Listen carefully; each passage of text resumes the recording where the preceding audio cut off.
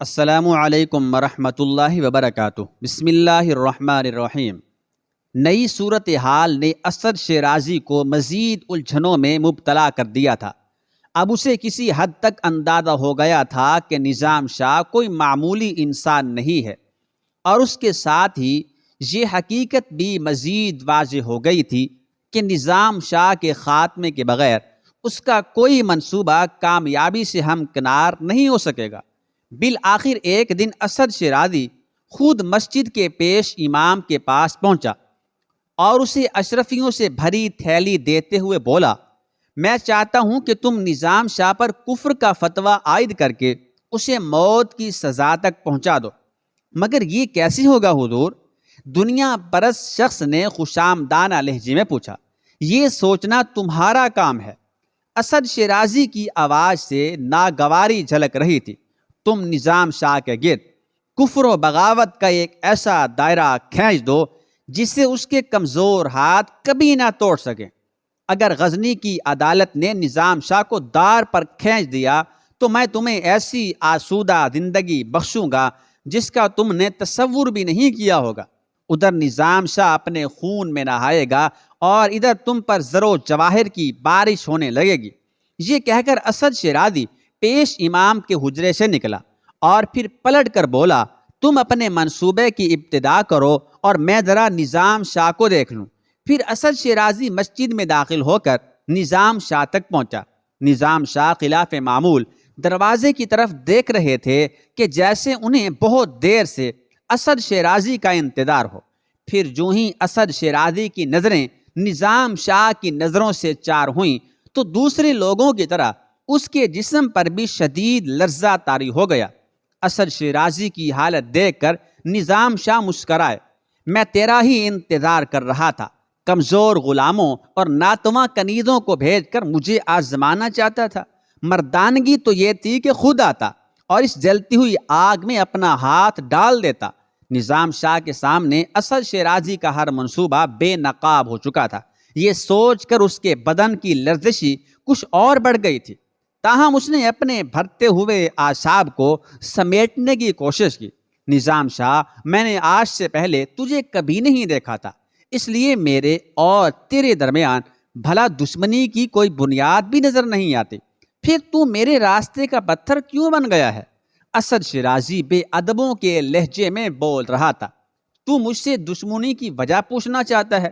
نظام شاہ نے تیز لہجے میں کہا، کیا تیری اور میری دشمنی کے لیے یہ وجہ کافی نہیں کہ تو آج بھی اپنے دل میں باپ دادا کے آتش کدوں کو چھپائے پھرتا ہے اور میرے سینہ سوزاں میں ایک اللہ کے سوا کسی دوسرے کا عکس تک نہیں؟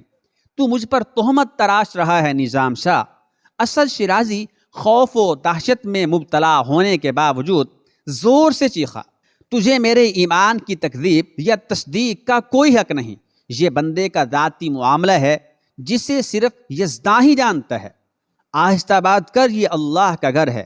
نظام شاہ نے انتہائی تحمل کا مظاہرہ کرتے ہوئے کہا، اگر تیرے ذہن میں کوئی آتش کدہ روشن نہ ہوتا تو پھر تیری زبان پر یزداں کی بجائے اللہ کا نام آتا۔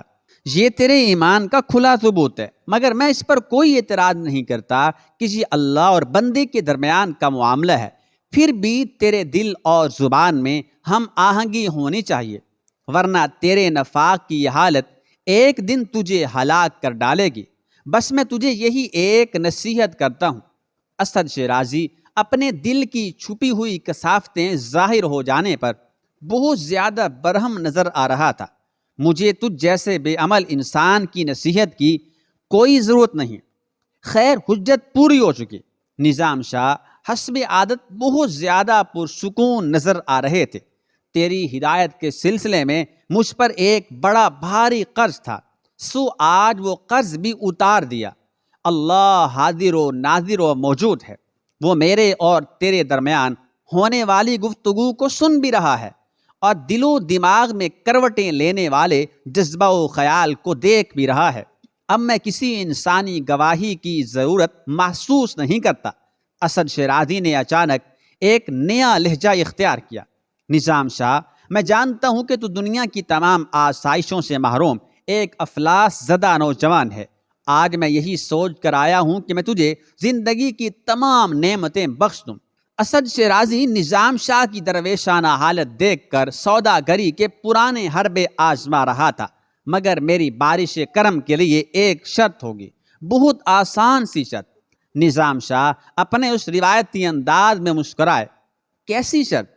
یہی کہ تجھے ہمیشہ کے لیے غزنی چھوڑ کر یہاں سے بہت دور جانا ہوگا۔ اسد شیرازی نے اپنی پیشکش کی وضاحت کرتے ہوئے کہا، دوسرے یہ کہ تجھے میرے اور محمود کے راستے سے ہٹنا ہوگا۔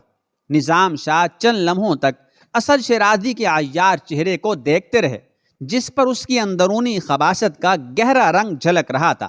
پھر زیر لب مسکراتے ہوئے بولے، اسد شیرازی، تیرے پاس کتنی دولت ہے؟ نظام شاہ نے وزیر مملکت کو پہلی بار اس کا نام لے کر طلب کیا تھا۔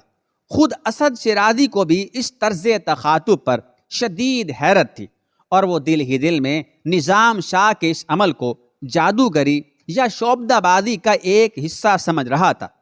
آخر تو مجھے کتنی دولت دے سکتا ہے؟ نظام شاہ، میرے پاس تیرے اندازوں سے بھی زیادہ دولت ہے۔ اسد شیرازی اسی گستاخانہ لہجے میں بول رہا تھا۔ تو اپنا دامن میرے سامنے پھیلا کر تو دیکھ، میں تیرے بوسیدہ دامن کو زر و جواہر سے بھر دوں گا۔ اب وزیر مملکت کا خوف کسی قدر کم ہو گیا تھا، اور وہ نظام شاہ کے روبرو کھڑا دولت کے نشے میں جھوم رہا تھا۔ نظام شاہ کے دائیں ہاتھ کو جنبش ہوئی، اور انہوں نے اپنے پیوند لگے کمبل کا کونا اٹھاتے ہوئے کہا، کیا تیرے پاس اتنی دولت ہے؟ اسد شیرازی پہلے تو اس سوال کا مفہوم ہی نہیں سمجھ سکا، مگر جب اس نے نظام شاہ کو مسلسل مسجد کے فرش کی طرف اشارہ کرتے ہوئے پایا تو خود بھی اس طرف دیکھنے لگا۔ پھر اس کی آنکھیں فرتے حیرت سے پھیل گئیں۔ اسد شیرازی نے دیکھا کہ نظام شاہ کے کمبل کے نیچے زر و جواہر کا ایک دریا سا بہہ رہا تھا۔ نظام شاہ نے کمبل کا اٹھا ہوا کونا ہموار کر دیا، اور اسد شیرازی کے عقب میں مسجد کے ایک کونے کی طرف اشارہ کرتے ہوئے کہا، کیا تیرے پاس اتنی دولت ہے؟ اسد شیرازی کسی بدحواس انسان کے مانند اپنی ایڑیوں پر گھوما، اور پھر دیکھنے لگا جدھر نظام شاہ اپنی انگلی سے اشارہ کر رہے تھے۔ وہاں بھی زر و جواہر کا ایک دریا سا موجزن تھا۔ ابھی اسد شیرازی ناقابل بیان حیرت کے گرداب سے نکلنے بھی نہیں پایا تھا کہ نظام شاہ نے مسجد کی چھت کی طرف اشارہ کیا۔ کیا اتنی دولت تیرے پاس ہے؟ اسد شیرازی نے کامتی نظروں سے دیکھا۔ مسجد کی پوری چھت قیمتی ہیروں سے مزین تھی، اور عجیب و غریب روشنی کی شعاعیں سی پھوٹ رہی تھی۔ کیا تیرے پاس اتنی دولت ہے؟ اس بار نظام شاہ نے بلند اور پرجلال لہجے میں پوچھا۔ دولت کے یہ انبار دیکھ کر اسد شیرازی کی زبان گنگ ہو گئی۔ اس نے نفی میں سر کو جنبش دی اور اعتراف کر لیا کہ اس کے پاس اتنی دولت نہیں ہے۔ تو بہت غریب انسان ہے اسد شیرازی، پھر مجھے خریدنے کیوں آیا ہے؟ نظام شاہ حسب عادت مسکرانے لگے تھے۔ اسد شیرازی اپنی حیرت کا حصار توڑ کر باہر نکلا، اور پھر ہوش و حواس درست کرتے ہوئے بولا، یہ سب تیری شعبدہ بازی ہے نظام شاہ، اس کے سوا کچھ نہیں۔ اسد شیرازی کے لہجے سے دوبارہ وہی رعونت جھلکنے لگی تھی۔ میں تیرے نزدیک جادوگری سہی۔ نظام شاہ کے ہونٹوں پر وہی دلاوے تبسم نمایاں تھا۔ تو پھر تو ایسا ہی کوئی جادوگر ڈھونڈ لے اور مجھے اپنے راستے سے ہٹا دے، میں تیری اس جادوگری کو بھی دیکھ لوں گا نظام شاہ۔ یہ کہہ کر اسد شیرازی تیزی کے ساتھ پلٹا۔ جب تو اللہ کے گھر میں آیا ہے تو میں تجھے اسی قادر مطلق کے جبروت سے ڈراتا ہوں، اور آخری نصیحت کرتا ہوں کہ تو محمود کا پیچھا چھوڑ دے کہ وہ مستقبل کا سب سے بڑا بت شکن ہے۔ اگر تو نے ایسا نہیں کیا تو ہزاروں اسد شیرازی اس کے گھوڑے کے سموں کے نیچے آ کر ریزہ ریزہ ہو جائیں گے۔ اسد شیرازی نے نظام شاہ کی بات کا کوئی جواب نہیں دیا۔ وہ تیزی سے پلٹا اور مسجد سے باہر نکل گیا۔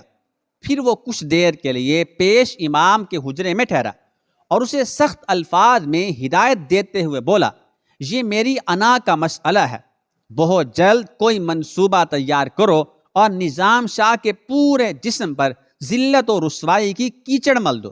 میں اس سے کم پر رضامند نہیں ہو سکتا کہ نظام شاہ کا چہرہ کالا کر کے اسے گلی گلی پھرایا جائے اور پھر مقتل میں لے جا کر ذبح کر دیا جائے۔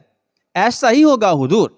پیش امام نے اس خوشامدانہ لہجے میں جواب دیتے ہوئے کہا، اور یاد رکھو اگر ایسا نہیں ہوا تو نظام شاہ کی ساحرانہ قوتیں غزنی کے تمام علماء کو نگل لیں گی، اور پھر تمہارے یہ جبہ و دستار تم سے چھین لیے جائیں گے۔ اور امیر ابو اسحاق کے کانوں تک یہ خبر پہنچا دو کہ نظام شاہ مسلمانوں کے لیے ایک بہت بڑا فتنہ ہے۔ اگر اس کی شعبدہ بازیوں کو بر وقت فرا نہیں کیا گیا تو غزنی کے سادہ لو انسانوں کے عقائد میں گہرا خلل واقع ہو جائے گا، اور پھر ہر طرف خوفناک برائی پھیل جائے گی۔ یہ کہہ کر اسد شیرازی پیش امام کے حجرے سے نکلا اور قصر شاہی کی طرف چلا گیا۔